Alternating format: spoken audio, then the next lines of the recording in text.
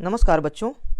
आज हम सब हरिवंश राय बच्चन का जीवन परिचय पढ़ेंगे कि बोर्ड परीक्षा में कक्षा 12वीं के लिए यह अत्यंत महत्वपूर्ण है।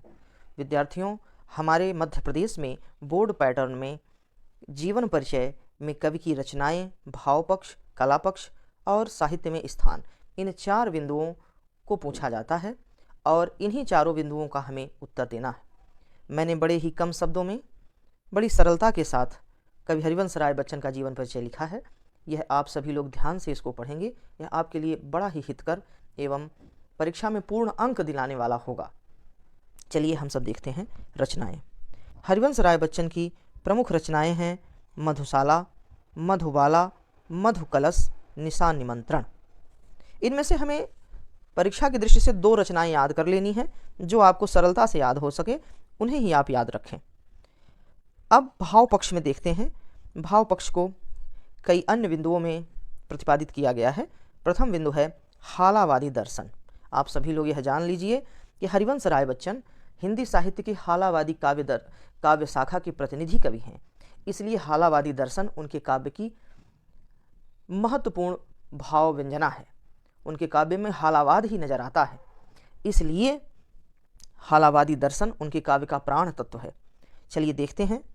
हरिवंश राय बच्चन की प्रारंभिक कविताओं में फारसी के मध्ययुगीन कवि उमर खयाम का प्रभाव दिखाई देता है, जिसके कारण उनकी कविताओं में एक विशेष प्रकार का मस्तानापन एवं अद्भुत अर्थ विन्यास आ गया है, जिसके अनुसार संपूर्ण संसार एक मधुशाला है और जीवन एक मधुकलश है। आगे चलते हैं। उनके भाव पक्ष की दूसरी विशेषता रहस्यवादी भावना। कवि हरिवंश राय बच्चन की कविताएं हालावादी मानी जाती हैं, परंतु उनकी रचनाओं में हालावाद के साथ रहस्यवाद का भी अनूठा संगम दिखाई देता है। रहस्यवाद से तात्पर्य है बच्चों, जो कविता में एक रहस्यिक शक्ति, अलौकिक सत्ता, अलौकिक नियंता की परछाई दिखाई देना, ऐसा जान पड़ना कि जैसे कवि ने किसी अदृश्य सत्ता को ही संसार का संचालक माना हुआ है। यही उसके काव्य का रहस्यवाद है। उसके भीतर से वह रहस्य दिखाई देता है। आगे हम चलते हैं। अगला बिंदु है प्रेम और सौंदर्य। उनके काव्य में बच्चन जी की कविताओं में प्रेम और सौंदर्य का अनूठा संगम देखने को मिलता है। इन्होंने प्रेम और सौंदर्य को जीवन का अभिन्न अंग मानते हुए उसका सजीव चित्रण किया है। बच्चों, हरिवंश राय बच्चन जीवन में जीवंतता के लिए प्रेम और सौंदर्य के महत्व को सदैव ही मानते आए हैं। उन्होंने प्रेम और सौंदर्य की महत्ता को सदैव स्वीकार किया है। अगली लाइन में जो अगला बिंदु है वह है सामाजिक चेतना। सामाजिक चेतना भी उनके काव्य का एक अभिन्न अंग रहा है। देखते हैं।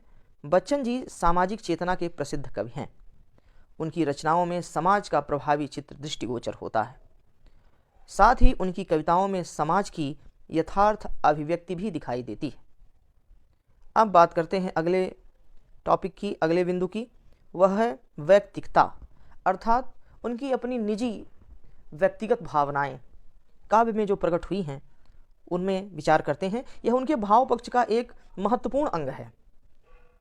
बच्चन जी की कविता में व्यक्तिगत भावनाओं की स्पष्ट झलक दिखाई देती है।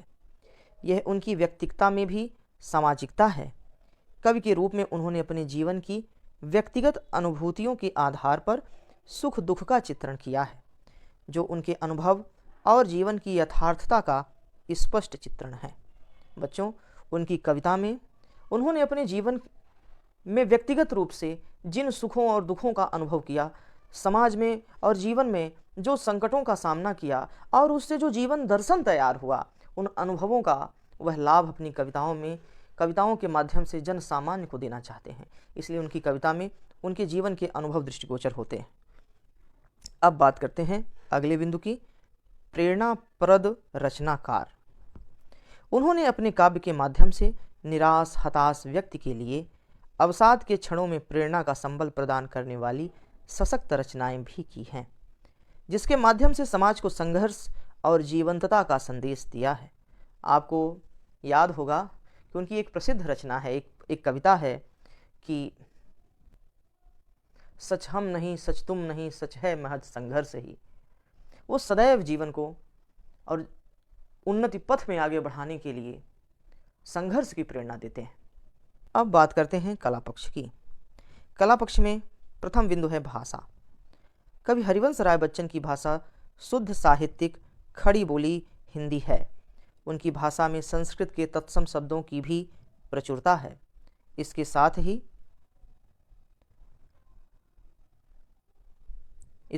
ही तद्भव एवं उर्दू, फारसी, अंग्रेजी इत्यादि भाषाओं के भी बोधगम्य तथा प्रचलित शब्दों का प्रयोग दिखाई देता है।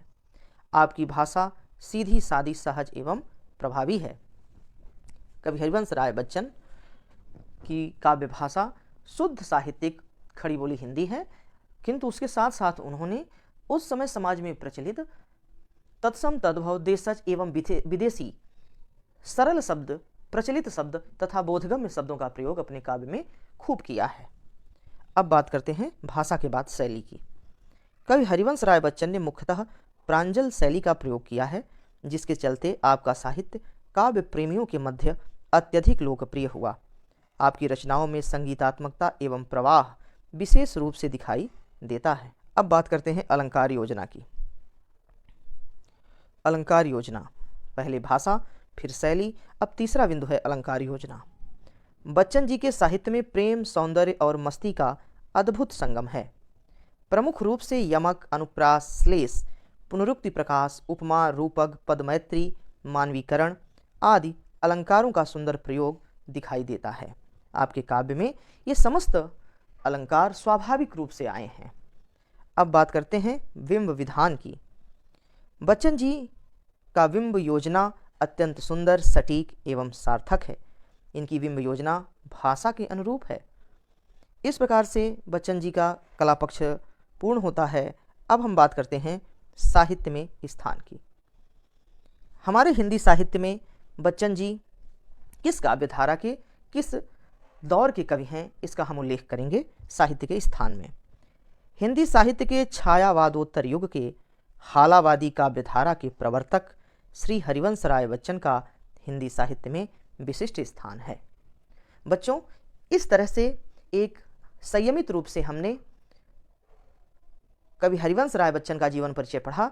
आप इसको याद कर लें, इसको आप देख लें, इसको आप लिख लें, जिससे कि आप सब इस वर्ष की बोर्ड परीक्षा में जीवन परिचय से संबंधित प्रश्न में पूर्ण अंक प्राप्त कर सकें। देख लें इसके सभी बिंदुओं को। पहले रचनाएं, मधुशाला, मधुबाला, मधुकलश, निशा निमंत्रण, फिर भावपक्ष में हालावादी दर्शन, फिर दूसरा रहस्यवादी भावना, तीसरा प्रेम और सौंदर्य, चौथा बिंदु है सामाजिक चेतना और पांचवा बिंदु है वैयक्तिकता, छठवां बिंदु है प्रेरणाप्रद रचनाकार और फिर आता है कला पक्ष।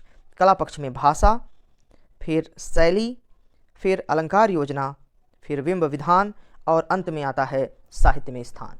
इस प्रकार से यह संपन्न होता है। बच्चों, अगर आप सभी को बोर्ड परीक्षा में पूर्ण अंक प्राप्त करना है तो आपको इसी प्रकार से लिखना पड़ेगा। धन्यवाद।